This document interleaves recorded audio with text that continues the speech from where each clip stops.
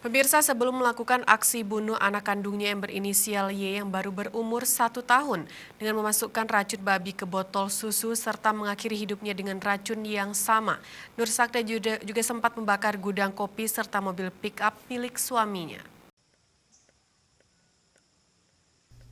Nur Sa'dah diduga melakukan aksi nekat ini karena hubungan tidak harmonisnya ia dengan sang suami yang mempunyai istri lainnya sebelum mereka menikah.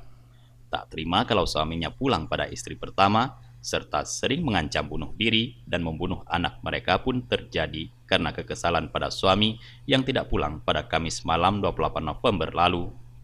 Nur Sa'dah menurut aparat desa Atu Gugup belum tercatat sebagai warganya, di mana ia masih terdaftar secara administrasi di Kabupaten Pidie Jaya.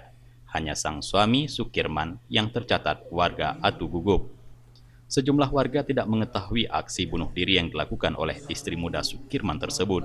Warga hanya mengetahui terkait kebakaran dan ternyata 15 meter dari rumah, 2 orang tak bernyawa di kebun kopi miliknya dalam keadaan mulut berbuih yang diduga karena efek racun babi. Atas kejadian kemarin saya kaget,